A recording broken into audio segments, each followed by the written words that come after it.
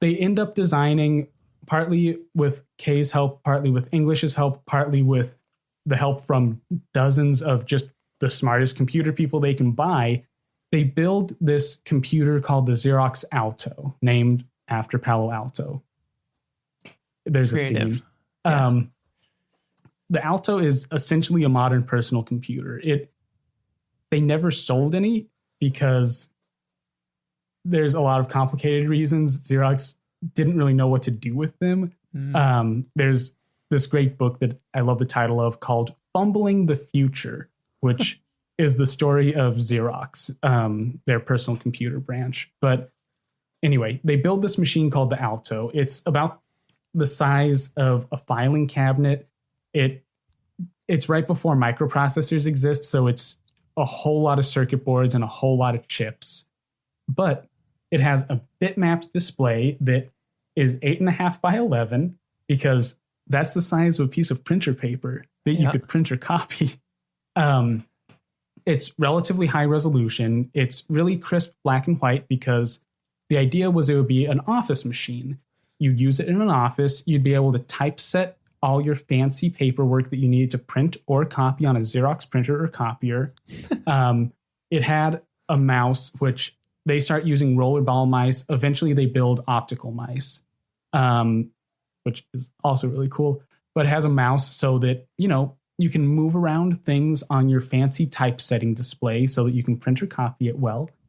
And the wild part, and this is where one of the things that Alan Kay really pushes for, is it has a full graphical user interface. And you can find images online. It has windows that have little bars at the top with menus.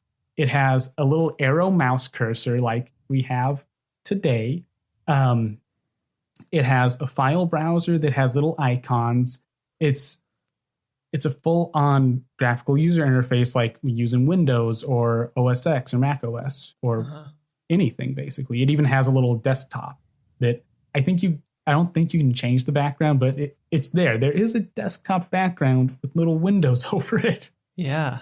And they build it for desktop publishing because, you got to sell printers and copiers.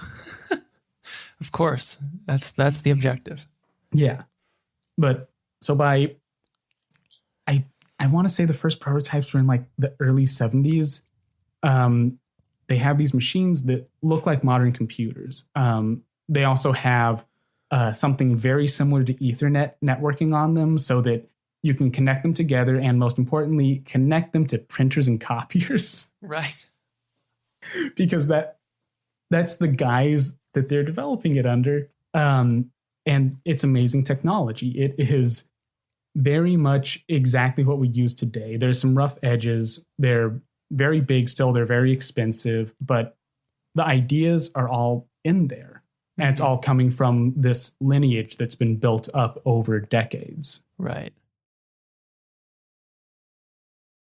Hey, thanks for watching this video. This is my dog, Murphy, and these are dog treats. Now I'll give Murphy one of these dog treats, and all you have to do is press the like button.